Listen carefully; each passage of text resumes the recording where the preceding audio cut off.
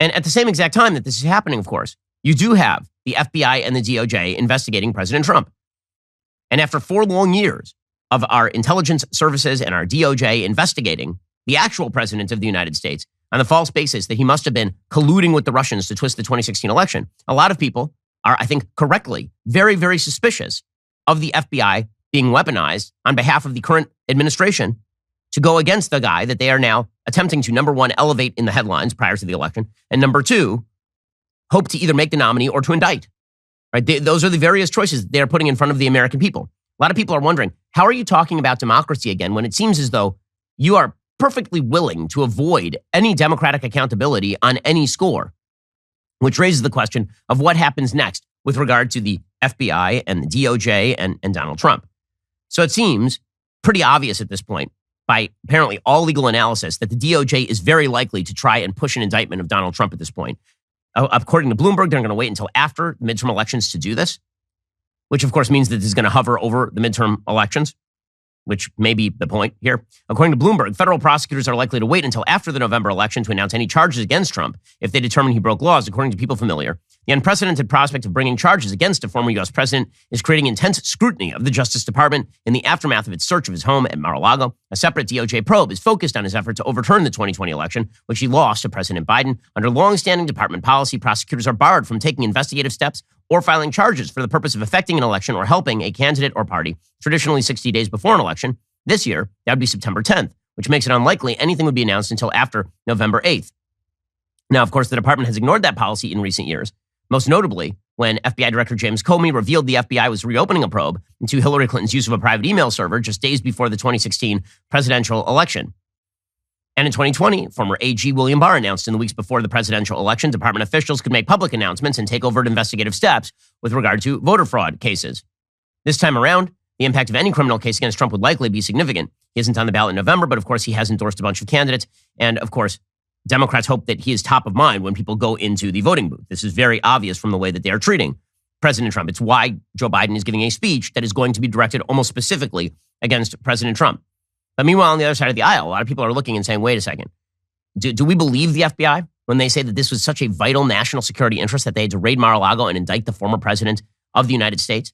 A person who had plenary power as president of the United States to declassify anything while he was president of the United States. So originally, the sort of suspicion was there's no way that the FBI and the DOJ are going to indict Donald Trump over he's mishandling documents, classified documents. That would be kind of wild. That the former president of the United States, while he was president, had plenary power to declassify, whether he made that claim or not. The simple fact is, when he was president of the United States, he could theoretically just wave his hand over the papers and say, all of this stuff is declassified. And Trump has sort of sporadically made that defense of himself. But beyond that, the idea that the thing that is going to bring down the chief political rival to the current president of the United States is mishandling classified material, not any underlying traitorous behavior, not any underlying serious intent to do a damaging crime to the United States of America, mishandling of classified documentation. A lot of people are looking at that, they're going, wait a second. That seems highly political. Because here's one thing we know. We know that the Justice Department and the FBI set an actual standard when it came to mishandling classified information. So let's assume for a second that all of Donald Trump's kind of supposed defenses are pretexts, that he didn't actually declassify any of these documents, that he did what they're accusing him of doing, that he actually brought home the classified documents, he stacked them in his closet, and then when the National Archives asked for them, he didn't turn them over. Let's assume all of that is true. James Comey set an actual standard for what it would take to prosecute a public official for mishandling classified documentation. Because you will remember that Hillary Clinton was using her private email address for classified documents, and putting those things on an email address means that they're online. And you'll recall that she then, when she was asked to turn over her servers, she actually erased the servers. And she used a program called BleachBit to essentially get rid of all of those emails. You'll also remember that many of those emails then popped up on an outside computer, Anthony Weiner's computer, along with whatever pornography he had been sending his lady friends.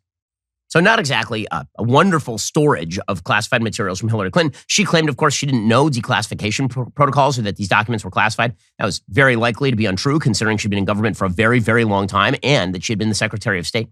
But James Comey decided, you know what?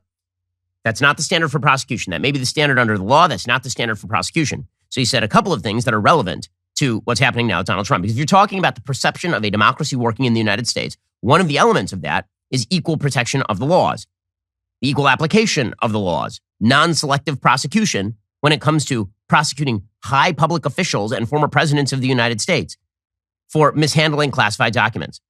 And none of this means that Donald Trump didn't handle the classified documents sloppily. It does mean that that apparently is not the criminal standard, according to James Comey. So James Comey said two things of relevance in this press conference where he announced that Hillary would not be prosecuted. This is back during summer of 2016.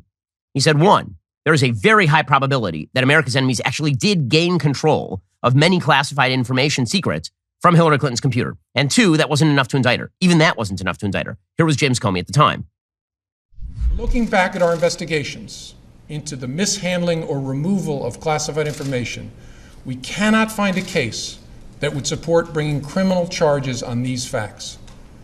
All the cases prosecuted involved some combination of clearly intentional and willful mishandling of classified information or vast quantities of information exposed in such a way as to support an inference of intentional misconduct or indications of disloyalty to the United States or efforts to obstruct justice. We do not see those things here. Okay, so he just ignored, by the way, the quote-unquote efforts to obstruct justice. Among the things that he ignored there was Hillary Clinton bleach bidding her servers. I mean, that seems like a pretty good effort to not turn over the evidence of what exactly you were storing on your computer. But apparently that wasn't enough. And as I say, James Comey even went on to say that there's a good probability that a lot of the classified information Hillary Clinton was storing actually got out to, say, the Chinese or the Russians. We did not find direct evidence that Secretary Clinton's personal email domain, in its various configurations since 2009, was hacked successfully.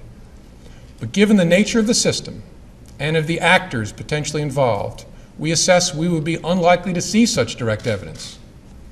We do assess that hostile actors gained access to the private commercial email accounts of people with whom Secretary Clinton was in regular contact from her personal account.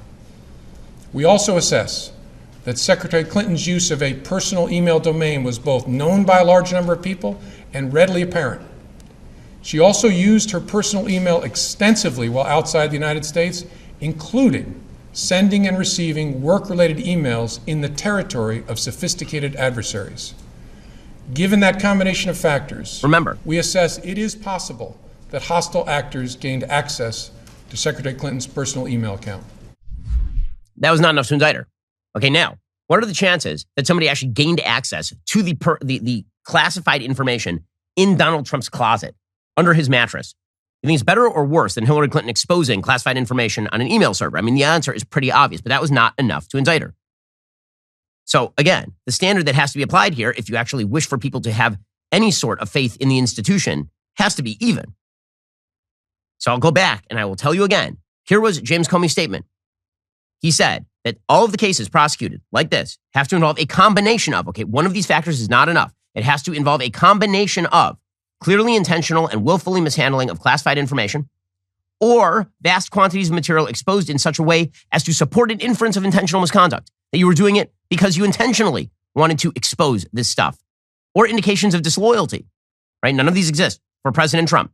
Even if you were to say that there was intentional and willful mishandling of classified information, that would not be enough, according to James Comey, or efforts to obstruct justice. And remember, it has to be beyond the kind of stuff that Hillary did, because you could easily say that under Hillary's behavioral standard, there was a combination of any clearly intentional and willful mishandling of classified information and an effort to obstruct justice. But they didn't do it by Hillary. Okay, so does this mean that Donald Trump acted in model fashion with regard to classified documents? No. But it does mean that when Americans think about the way that our democracy works, if the leading political contender for the presidency of the United States on the Democratic side of the aisle was exonerated by the FBI in 2016 for behavior that looks extraordinarily similar to the stuff that Donald Trump, the leading presidential candidate on the right side of the aisle, at least by polling data right now, if that behavior looks the same, the Democrat gets exonerated, the Republican gets indicted, a lot of people are going to start thinking, well, maybe our democratic system of government is not working particularly well.